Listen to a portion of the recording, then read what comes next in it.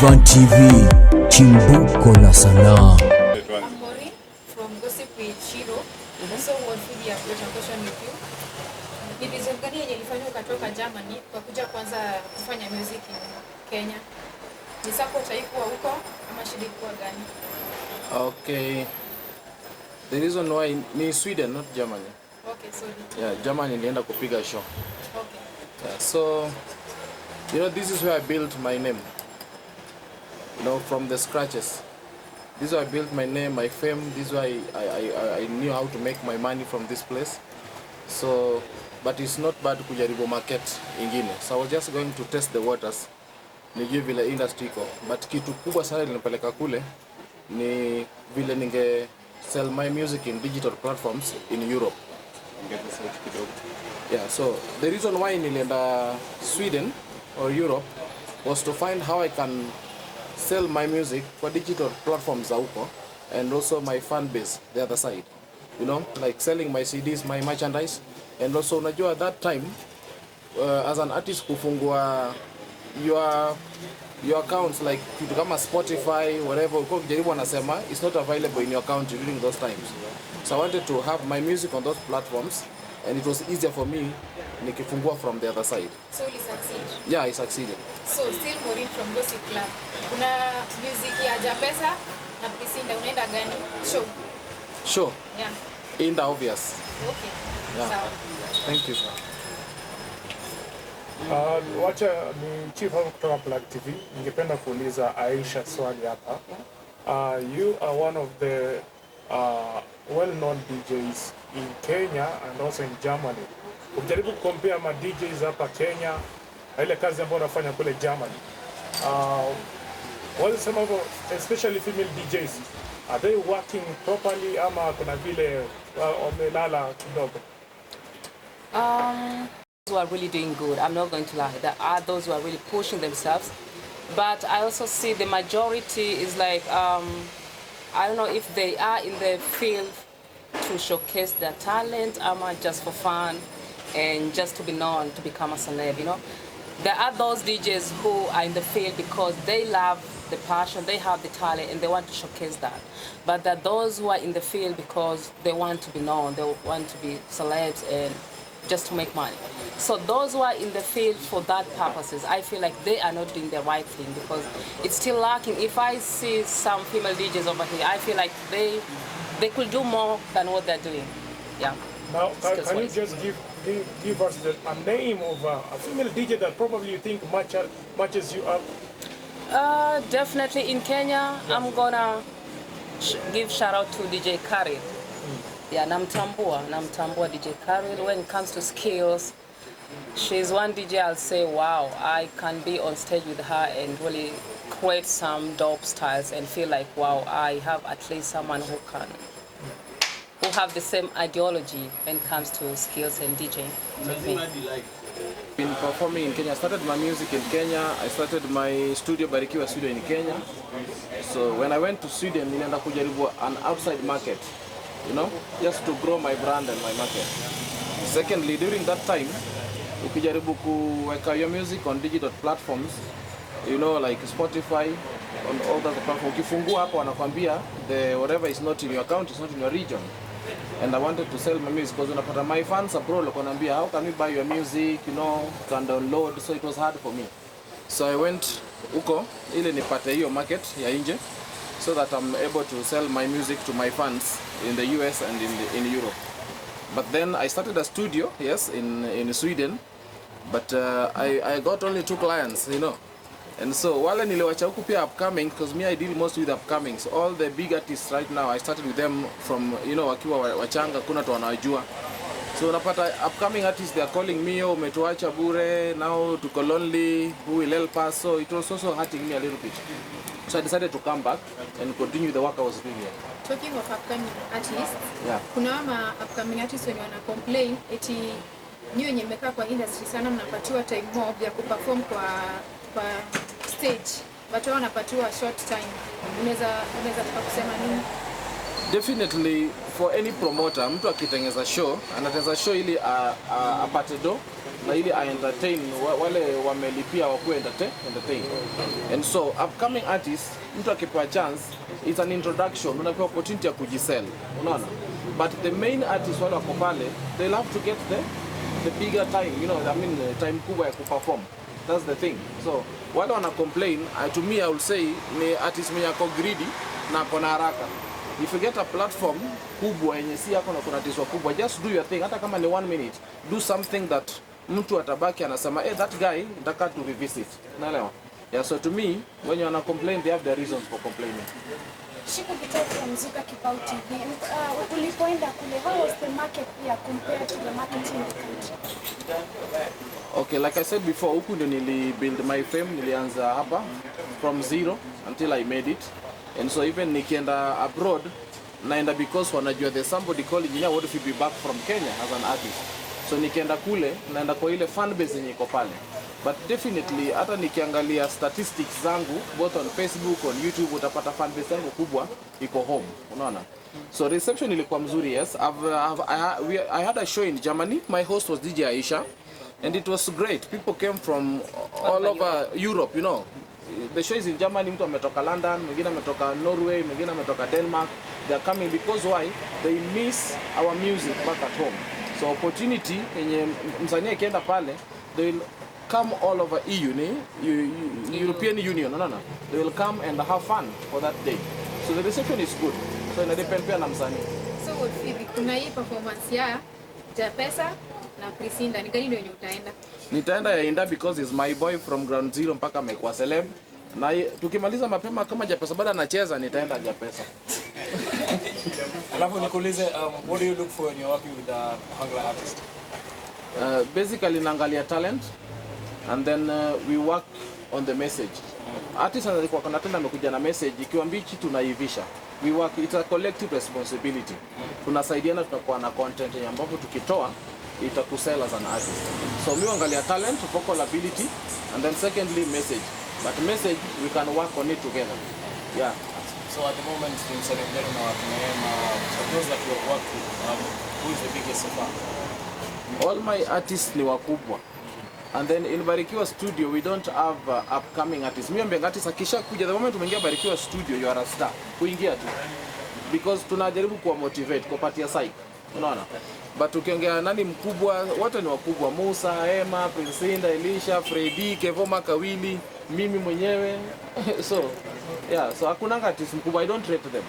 But kitu mimi usema kunaweza kuwa na mwenye at the moment is reigning, ako na ile fame. Maybe he has a new album, imempush sana. So at the moment tunaweza sema tuko na Prisinda is doing so well. Yeah, that's the truth. What Fibi? Ni hapa na represent Gossip with Shiro. Inasemekana wasanii wa Jaluo hutumia madawa, mkiona mwenzenyu anakuja ni ana patch. Unaweza address aje? Kuna mtu atumia dawa hapa? Witchcraft. Oh, witchcraft. Yeah. Hiyo sijui baba. Hiyo sijui. Okay, mimi naitwa Ivan Bramwell kutoka Ivan TV. Swali langu naelekeza kwa DJ Aisher. Kama DJ mwenye asili ya Kenya na ukaenda kupiga kazi kule Berlin. Kwa sababu tume changamoto zipi ambazo umepatana nazo kule? Yeah, the challenges I would say is the crowd. Our crowd is not that big, I'm not going to lie, because the number of people we have there, you have to deduct those who can make it to the events, those who maybe love the kind of event you're putting up. So it's always a challenge to put up event and have a huge turn up, let's say from Kenyans, because we are not that many. Another challenge I'll say, napitia could be like getting updated to the songs. Like as a DJ, nitajua those songs, the new songs, but now the crowd down there, they're not up to date with the songs. So I feel like I have to play more of the old songs and introduce the new songs slowly. So challenging the crowd, basically. Okay, this is the What show. Ningependa kuuliza in German, we know there are German speaking language. So how do you cope with the German? When you umetoka Kenya? Come up again? In German. Yeah. it's a German speaking country. Yeah. Wewe unakopaje ku speak German when in Kenya au unajua German? I speak German because I went there since I was 10, so I speak German. I have a question to you from diaspora in Australia. Some years back you came here because you have to set up women empowerment projects. Exactly.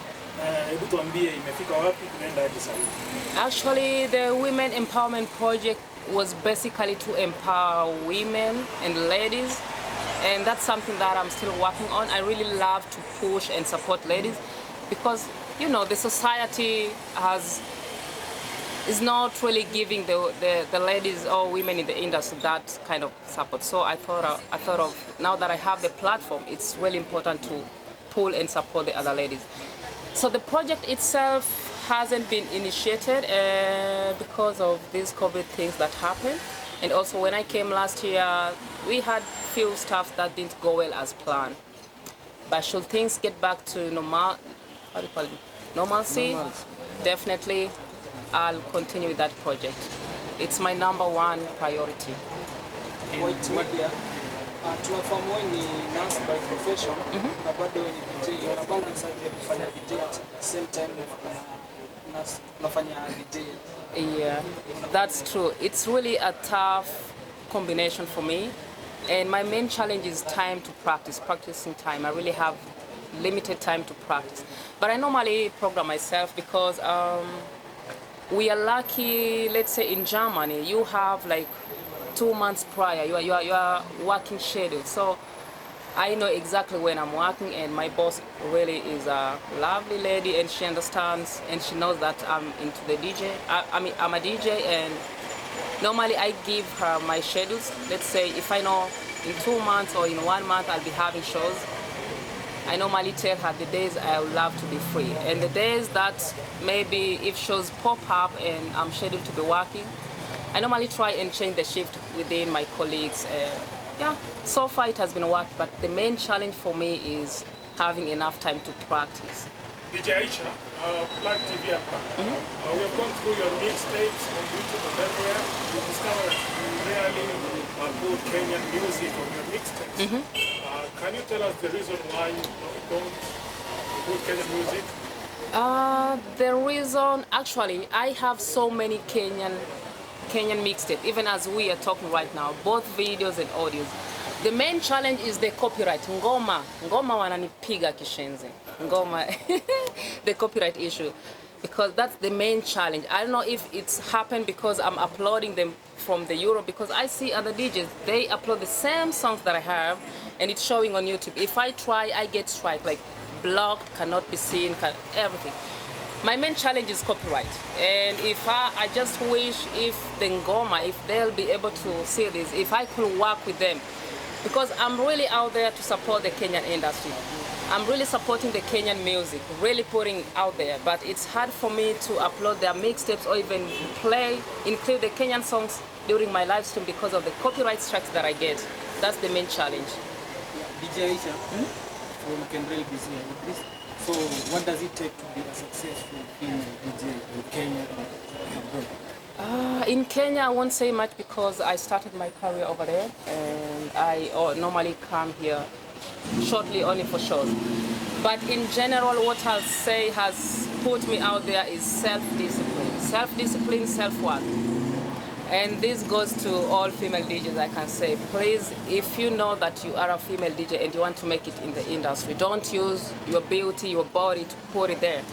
Because let's say umeitiwa show, people won't stay there staring at your beauty, ama maybe umeva, but they will be there to enjoy what you're playing. So for me, it's self-discipline and always trying to be different, really going hard on it. I'm so aggressive. If you see, if you happen to watch me play, I'm so aggressive when playing because I know my work, and I'm like, it's these skills that I need people to recognize me with, and not my beauty or maybe the way I'm dressed or the way I'm showing off. So for me, it's that skills. Skills matters, self-discipline, and your self-worth, knowing that I'm here for a show. When I'm done, bye-bye. Sorry, what Fibi. Tumekuwa tukiona Luo artists, most of the time they normally work with each other. but you've never seen any collab between a Luo artist, and a Central artist, kama Samido, or maybe na Kevo hapa. How come you guys don't cooperate? How collabs together?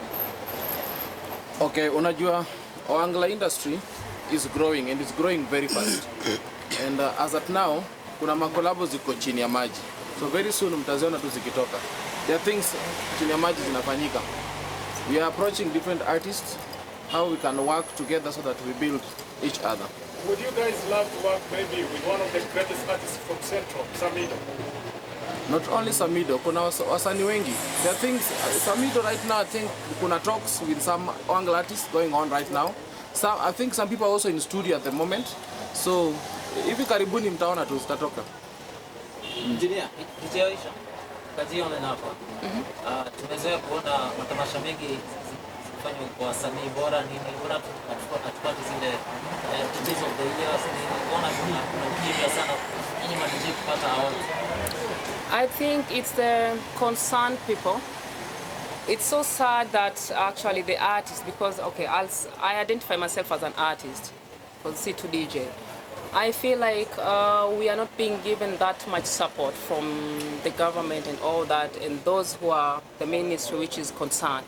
Because organizing such kind of awards should be from the ministry who is involved or who is concerned with that. And that's the same thing I also say with our artists. Unapata artist ni mzuri and there's no support to back that artist up. It's all about the ministry concerned. Yeah, they should come up and support the industry. Hello, Fibi. Watu husema that Angla season msanii anakuja anahit anaenda. Sasa address aje hiyo issue? Okay, sijaona mwenye amehit akaenda. In the first place, they are still there, they're performing. But just like I said, unaweza hit because it's a competition. Unaweza hit leo, kesho mwingine come up na another song, amehit. So utapata that particular time ni huyu ako on the wave, lakini yule bado ana perform tu, ako na fan base yake, is still earning a living, still doing okay. So sijaona yule mwenye alikuja akahit akaenda. Wenye wameenda tu ni wale wamekufa kama Musa Juma, Lady Maureen, but the rest wale wengine wakitamba bado wako tu, they're still performing, they're still living a good life wako. But watu unasema time yake ikifika watu watakushangilia, mwingine akikuja watakuacha waende kwa mwingine sasa. Hiyo inafanyika hivyo hata kwa nyinyi bloggers au YouTubers. Unaweza hata kuja na hit, watu wanamfuata lakini still bado uko na loyal followers wako, they're still subscribing, they're still watching your videos. Yeah, so it's normal in every industry. Sorry, mwisho. Mbona uliamua kumove studio kutoka Kariobangi North to Kisumu? No, sikutoka Kariobangi South to Kisumu. Nilitoka Kariobangi South nikaenda Lakisama, from Lakisama nikaenda Greenspan. Kumbuka hiyo ni nyumba ya 800, 1000, 1050. So it's growth, yeah? Yeah, it's expansion. Gossip with Shiro. Makwili niko na swali. There's this time ulikuwa una perform Mombasa. Ukatokea house kwa show. Ukiwa na rafiki mkaza tunangania microphone. Nini ilifanya hiyo shida ikatokea? Ati? Kuna siku ulikuwa, okay, this is Maureen from Gossip with Shiro. Kuna siku ulikuwa una perform Mombasa. Then ukatokea chaos kwa show. Wewe na Fibi mkangangania microphone. What happened? Nini ilifanya makamka shida ikatokea? Inafanyika? Haijaifanyika tukiwa na hiyo Mombasa. Ilifanyika wapi? Haijaifanyika. Mimi na yeye. Tujawezana na mimi ni baba yao. Ni baba yao. Hatujawezana stage na yeye. Mombasa ndio tulienda, tuliperform fiti, tukarudi Nairobi. Hakuna kitu kilitokea kwa hakuna. Alafu engineer, bado tukibaki kwako, juzi tumeona umeposti katika mtandao wako wa Facebook kwamba kuna jamaa fulani unahusishwa na kesi ya insult, ilionekana akipigwa kofi, alafu ukasema unaachia Mungu. Je, unaweza kujitoaje kwa hiyo shughuli? Kama story mzima. Unajua hizo ni vitu za social media. I'm also seeing the video circulating vile uliona hivyo. And since I was not there, I have nothing to say about it much. But kitu najua, kuna mtu alipatikana ambaye ana insult wasanii wengi sana. Yeye kazi yake ni kutukana watu na hata hajawahi onana na hajawahi kukutana na, unaona? So his work is just to insult people. Siku ile ameamua ni DJ Aisher anataka kutukana, anatukana with no mercy. Na mjui hajawahi kukutana naye.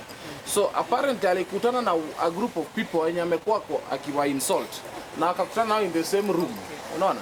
So these guys are made to understand they landed on him like thunder, you see, because he was trying to be tough, anaongeleshwa na anawajibu vibaya. So in that process wakamwambia, now this is what you're going to do. We are calling everyone you've ever insulted and you must apologize to everyone. That is when we are forgiving you na tukupeleki kwa polisi. You get the point? So they called people, na hata mimi nikapigiwa. I think nikipigiwa was with you. You also there, right? Nikamwambia kuna jamaa amekuwa kutukana watu ameshikwa because ilipatikana Kisumu, sisi tuko Nairobi. And so I spoke with the person, kamuuliza, why do you insult the people? Why do you go around insulting artists left, right, center? Please, heshimu hustle ya watu and never do that again because it will land you in problems. If it's not character assassination, it will be cyberbullying and you may not even have the strength kujitoa kwa hiyo. So that's what I can say about the story. And then apparently huko akifanya hizo vitu zao walikuwa wanashika ma video. So I think that's one of the videos that is circulating. But me, I was not there. I was in Nairobi. Aisher, so how long are you planning to be here, or have you relocated to Kenya? Actually, I'm shortly here for my tour. That is East African tour. Nimeanza na Kenya. Tize, UG, I might not be there because of the restrictions they have, but I really wanted to be there. And as for the duration, I'm gonna be here till middle of October or end of October, depending. Swali kwako DJ Aisha. Yep. Tumesikia umesema your main challenge in Germany ni crowd. So do you just depend on the Kenyans abroad ama una kuladi the Germans and the people? Actually, funny enough, I play most of my shows, I'll say 90% of my shows are non-Kenyan events. Sure. Because Germany, we have the entire Africa. And if you follow me keenly and see my posts, you'll realize that most of the artists, African artists, if they come to perform in Germany, I'm always their DJ. So my crowd is not strictly Kenyan crowd, but entirely African crowd and also German crowd. It's a mixed crowd. As a manager to DJ Aisha, what the challenges gani zenye unapitia? Okay, as a manager to DJ Aisha, kuna challenges tunapitia. Unaona kama DJ Aisha sahi kama amekuja Kenya hivi, we get a lot of club managers are coming for us. They're asking for shows, but then you get that they're not living up to the expectations. Sometimes you get there, the equipments that are there are not up to standard, such that Aisha can have a comfortable time and can be able to entertain the fans. So that is one of the challenges that we get. And then second challenge that we get too is the issues to do with there's a lot of hypocrisy. Somebody will book a show, like this is something that we witnessed last week. Somebody would book a show, then he makes commitments, you meet him, then when it comes to signing contracts, you find that this person is not legit. So those are some of the challenges that we are finding as we are trying to penetrate into the Kenyan market. DJ Aisha, swali lingine tu hapa. Wewe ni msichana mrembo, kusema tu kweli wapendeza, rangi ya kuvutia. Basi kama kuna vile unapata mchumba ama bado kwa single? Nina mchumba. Na mchumba? Sijachumbiwa lakini na mpenzi. Ningependa kuuliza tena, hapa Kenya kuna ma-artist kadhaa ambao pia wanapendeza. Ni swali tu la kuona maoni yako. Ukipewa chance kati ya Rico Modi na Willy Paul, uchague mmoja wapo mchumba, utachagua nani? Unaweza nipatia self adoption? One next time. Nipe adoption. Ni hao wawili tu. Hapa tuongezee Jalango basi. So, hebu rudia swali. Kwa mfano unatafuta mchumba, kama Jalango angekuwa single, alafu tuko pale na Jalango, Rico Modi na Willy Paul. Unataka tu mchumba kutoka kwa hao watatu. Ungechukua nani akuwe mchumba wako? I'll go for Jalango. Wow. Mbona Jalango na si wengine? Mbona Jalango? Okay. Wow. Nikifuatilia Jalango, how he has grown, he really motivates me, and whatever he does in motivating people. Napenda vitu kama hizo. Mimi I love it when somebody is up there anakumbuka watu wa chini akiwainua. And Jalango, I know, hizo tangu hizo enzi kipindi zake, I used to follow him, and the growth really, it's really something to recommend and really talk about. Yeah, and I think he's also more mature. I love mature people. Splendid drama, so definitely I'll go for him. I have a question here, Aisha, from the diaspora in Australia. So, in Utora Kenya, ukaenda na exchange program. Yeah. Kuhusu hiyo exchange ilikuwa. Actually, exchange program ilionipeleka Germany inaitwa au pair. Au pair, okay. To make it simple, naweza sema modern kama kubabysit, whereby a family has a kid, lakini wako busy, hawana zile za kutafuta mbochi. So they need someone who will take this kid to school, na mpick. And after school, you stay there with the kid, unamsaidia kama ni homework. Only kid ndo kazi yako. Hiyo time mtoto yako shule, you go and learn the language. Because the main thing is you stay with the family for 1 year. As you are taking care of the kid, they give back to you by paying your language school, everything, your insurance, and paying you also monthly up to 30K. So just kumpeleka mtoto na kumrudisha, and they're feeding you. And after 1 year, you can continue with your studies for those who want to study. It's mainly for those who want to study, so wanakusaidia katika hiyo preparation. As you learn the language and get to familiarize yourself, you help them look after the kids. So inaitwa au pair. That's the program nilienda nayo. What figure? How much do you spend per week? Per week? I normally don't huwa sipigianga hesabu, but maybe 50K. Yeah. Swali kwako engineer kutoka the Wabit Show. So uko na studio, unaweza kuelezea your main challenge yenye kusupport wasanii na zile experiences zenye umekuwa nazo kusupport wasanii? Okay, first of all, kusupport wasanii kwangu mimi naifanya kama hobby. It's not a business. That's why I can take an artist, nitamrecord the whole album, I will not have any contract with them, sitaitisha anything, we just do. So, number one, that is a hobby for me. Some of the challenges pia, unaweza chukua artist, na unaona period yake ya kumtoa nje haijafika, lakini anataka ingie, aimbe, utoe saa hiyo, unajua? They don't want that seasoning process ile unamweka kwa studio, you learn beat by beat, unamwambia now this song, this is what we need to do, this is the process we need to go through a song, ndio tukutoe nje. So juu mwenye anakuja, mimi nataka ndikwe kama Kevo Makawili, ama nimekuja nataka ndikwe kama INDAH. Hana vision yake personal, anataka kucapture vision ya mtu. Unaona? So that's an artist mwenye kudeal line ni ngumu, na so inabidi at times mnakosana hata. Unaona? But as a producer, na kama baba yao, I'll stand my ground and they'll have to go with my speed because najua the right time yao ya kutoka. For instance, like big song Musa Jakadala, Eraremo. That song ilibidi nikae nayo kwa studio around 7 months. 7 months. And he had to go at my speed. Like, today I want you to studio, this is what we are going to do. Just a verse or two. This is what I want you to do. And he was faithful to that. And then, for instance, Elisha mtoto wa shule, Paroganya Suba. I had to put him on hold for 4 years. You know? And on the 4th year, when he came to studio now, he became an artist, a big one, and he's now a hit. You get the point? So the biggest challenge ni kupata artist mwenye anakuja na vision yake, and then mu combine the visions yako pia kama producer, and then we say this is now the process ile tutaenda nayo so that we achieve a good result. So that's the only biggest challenge. But hizo zingine financial hapo sinanga shida because I do is a hobby. It's a passion. My music pays me. So the studio is just a hobby to give others opportunity because hata mimi someone else gave an opportunity for me now to be engineer Woud Fibi. Kevo. So it's a couple of Kevo. So apart from you, of course, the artist gani mwingine unafeel like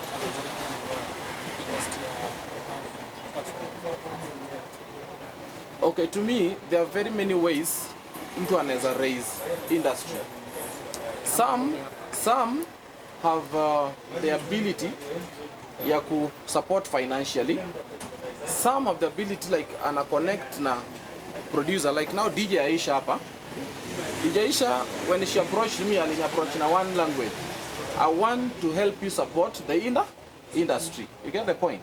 And I adapted that because mi upenda mtu ambaye anaona kitu mtu anafanya na maybe akona a bigger platform anaweza ifanya from ile point nimeifikisha.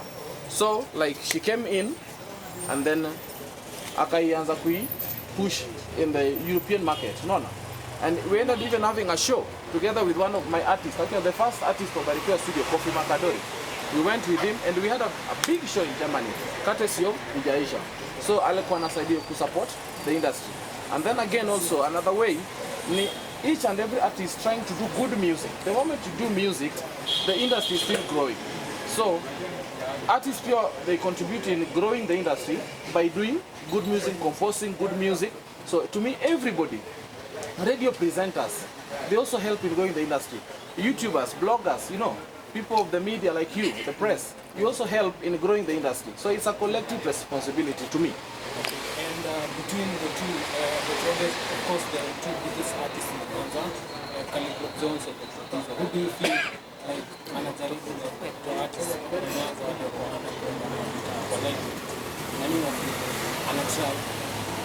I'll think I'll go for Calligraph Jones because now anajaribu kupea watu opportunity collabos kinaja pesa, there's something he's doing Prince INDAH, you know, na nimeona kadhaa, so I'll give it back, up to him because he's trying.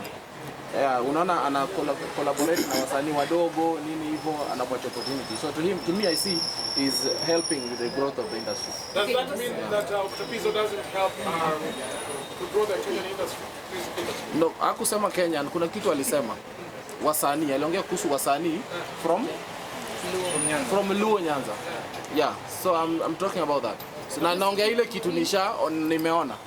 Yeah, I don't know much about Octopizzo, that's the truth. Okay, Gossip with Shiro. Yeah. I have a question to DJ Aisha. DJ Aisha, do you always go undergo a challenge, maybe umeitwa uende show maybe somewhere, alafu kuna hii challenge ya kulipwa. Maybe unataka hii pesa, alafu watu wanataka kupatia pesa fulani. Ushapitia challenge kama hiyo? Maybe here in Kenya or maybe there in Germany? Yeah, challenges zipo.